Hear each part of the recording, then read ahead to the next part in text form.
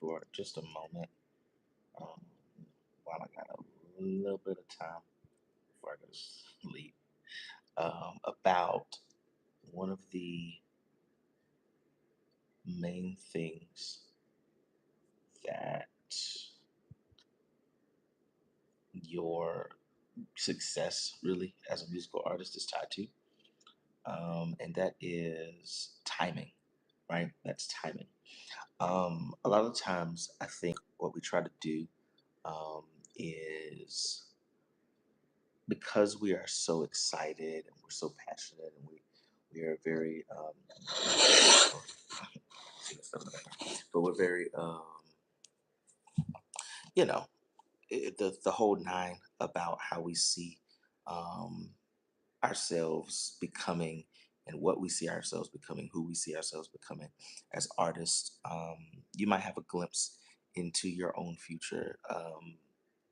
That God has given to you that you heard by way of maybe a word, a prophetic word, or XYZ, right? You may have all these things that are tied to your artistry, but a lot of the times, one of the things that we can often negate is the fact that every fulfillment of a vision, a dream, a prophetic word, whatever the case may be, is tied to a specific time and it's tied to a process of time. And hey. And so I think we'd save ourselves a lot of trouble, really, if we stopped trying to rush the process and rush the timing.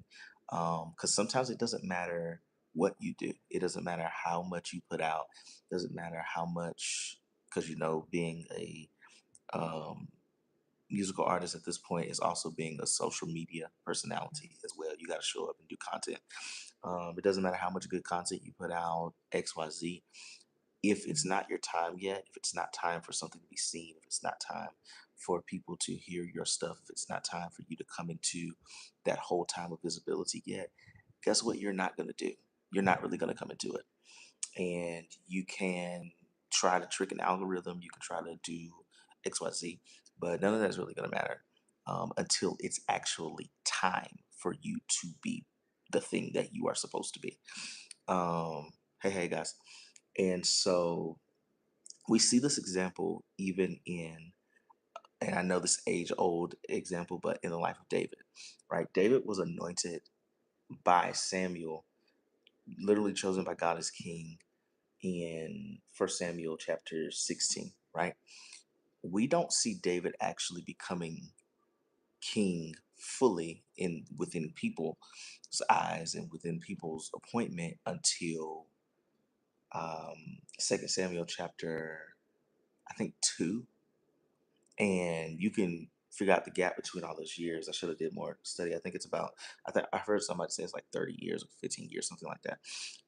Some to that degree, but it was years. It was years on end before David actually got to that spot. And then at that point, he was still only king of a part of the nation, right? And so it wasn't until I think about 2 or 3 chapters later that he became king of all of Israel, as was prophesied, foretold. He was anointed for it in First Samuel 16, right? All of that is cool and good, but David didn't. One thing we see that David wasn't pressed about doing is rushing the process.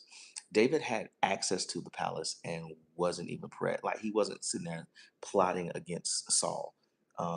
David had an opportunity to kill Saul, okay, and he didn't do so. This meaning that David's heart was pure in that at the end of the day, he understood that when it was his time, it would be his time. David knew he was anointed to be king. He didn't forget. You don't really forget such a thing where the guy, the prophet in your country, um, comes to your space, basically sends for you, and they say you're gonna be. God has chosen you as the next king of Israel. What? And much like David, some of you know that you are destined to be, I hate to say superstars in the essence, but you know that you're destined to be something great and impactful in the realm of music.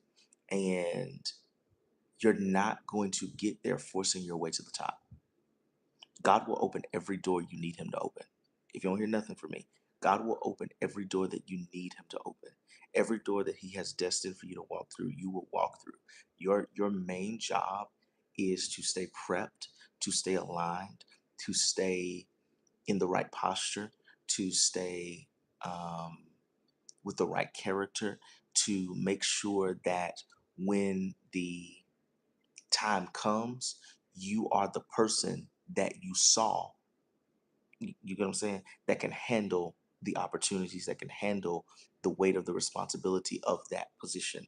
Because once you are much at that point in the eyes of people, you are also responsible for much in the eyes of God as it pertains to that people.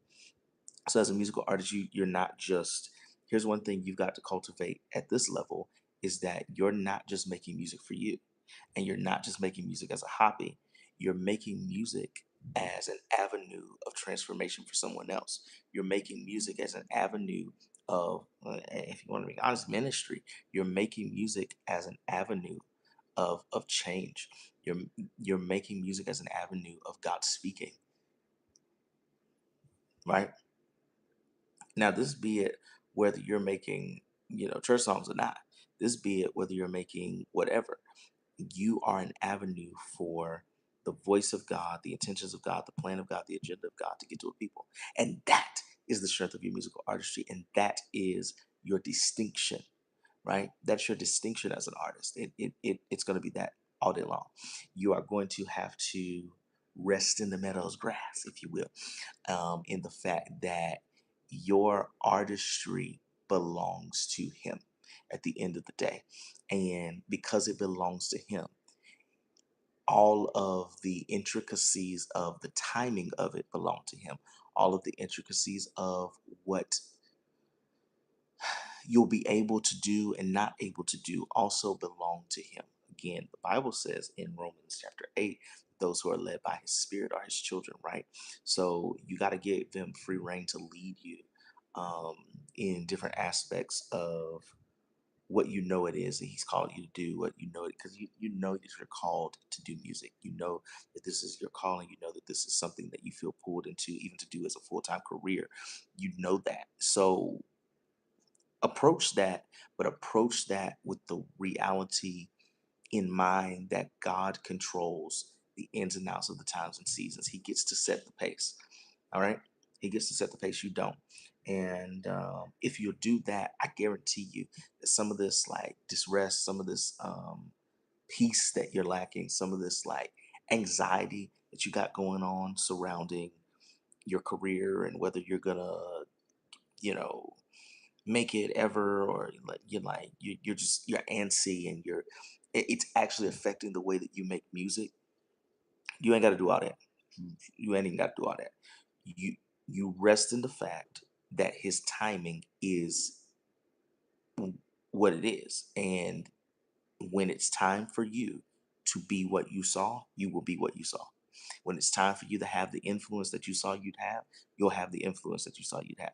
When it's time for your music to be making the rounds that you saw it would make, it'll make the rounds you saw it would make. When it's time for you to make the type of impact that you saw that you would make, you'll be making the impact that you saw that you would make. That's all it is to it. When it's time, it's going to happen. All right? Just rest. I know I keep saying it, but rest. You're boggling, like your mind is like because you don't rest easy on nothing. The timing of God is paramount. You have to rest in that. You gotta trust him. All right? Your career's in his hands. So I think that's it. I ain't had nothing to say back. Just wanted to help out a little bit. So if you found it helpful, please don't hesitate to share it with someone else if you feel it'll be helpful for them. Hit the subscribe button if you so desire to, and turn on notifications, all that stuff, so you can not miss when we go live next. So um, uh, I'll see you guys on the flip end, and I don't have to know you to love you, so I love you guys. And until next time, stay inspired. All right, peace.